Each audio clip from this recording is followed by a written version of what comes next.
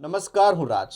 આપ જોઈ રહ્યા છો સ્પાર્ક ટુડે ન્યૂઝ. વડોદરા જિલ્લાના કરચીયા ગામે આવેલ રેલવે ફાટક છેલ્લા કેટલાય સમયથી સ્થાનિકો માટે માથાના દુખાવા સમાન બની ગઈ છે.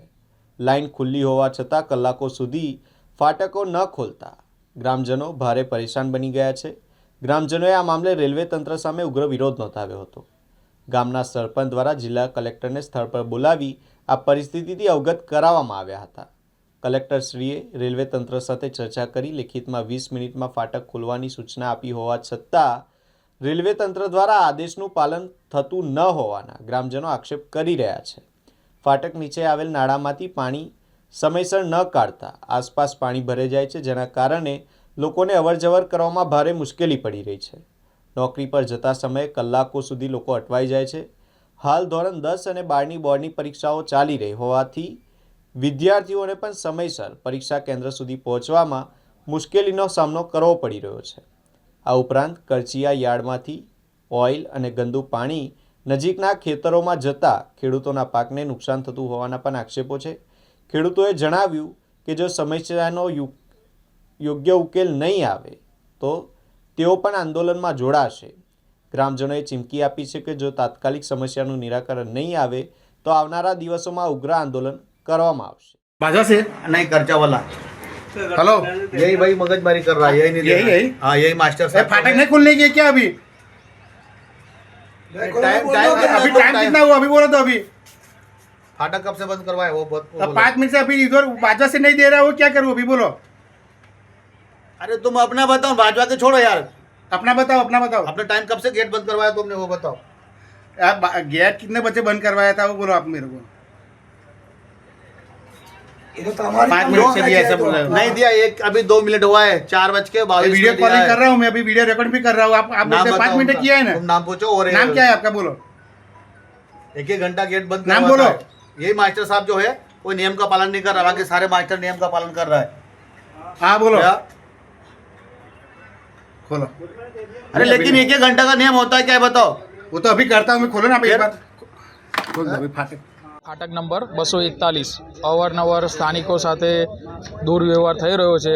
બાળકો, નોકરિયાત વર્ગ તેમજ કામ ધંધાએ ખેડૂત વર્ગને તમામને મુશ્કેલી પડે છે. ડીએમ મેડમ જ્યારે આગળ આવ્યા હતા સ્થાનિકોની વારંવાર રજૂઆત કરવા, પંચાયતની રજૂઆત કર્યા પછી ડીએમ મેડમ જ્યારે આગળ આવ્યા હતા ત્યારે એમણે એક જોઈન્ટ મિટિંગ રાખી હતી, જેમાં રેલવેના અધિકારી ડીએમ મેડમ હતા, 2 બાજવા કરચિયાના સરપંચ હતા, તલાટી હતા, અને લેખિતમાં નક્કી કર્યું કે ફાટકને 20 મિનિટે ખોલવાની અને નીચેનું જે ગળનારું છે એનું ડીવોટરિંગ કરવાનું. પણ આજ સુધી કોઈ પણ જાતનું સાફ સફાઈ તો સમજ્યા, પણ ફાટકને પણ આ લોકો 1-1 કલાકને 1.25 કલાક સુધી બંધ રાખે છે.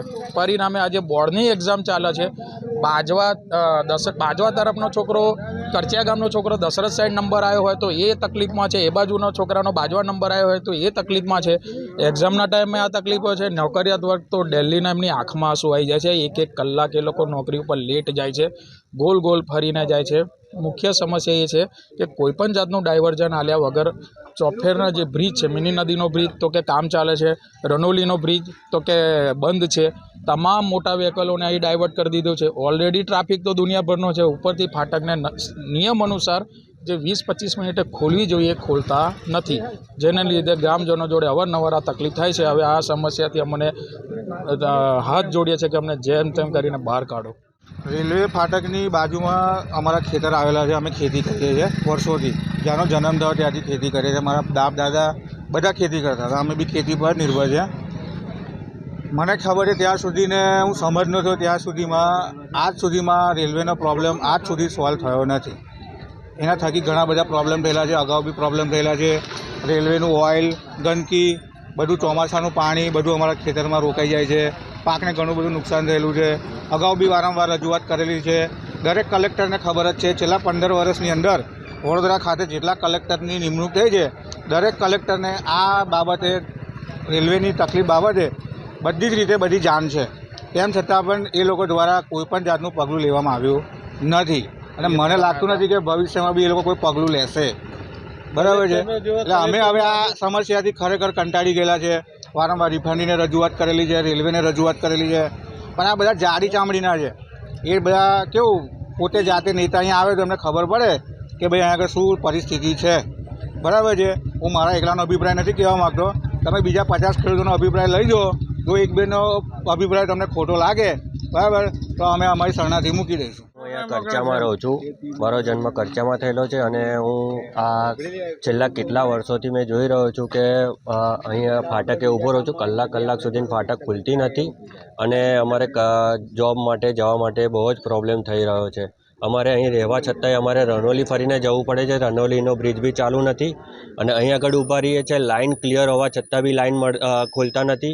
અંદરથી એવું કહેવામાં આવે છે કે હજુ સુધીને અમારું વેગન ને બધું આવે છે તો તમારે રાહ જોવી પડશે. અને બાજવાથી ક્લિયર લાઇન ક્લિયર હોય તો બી એ લોકો ફાટક ખોલતા નથી અને જ્યારે મેન લાઇન પર ગાડીઓ છે તો એ લોકો લાઇન આપી દે છે. પછી જેવી ગાડી જતી રહે છે તો મેન લાઇન પાછું જે છે સિગ્નલ ઉઠાવી લે છે.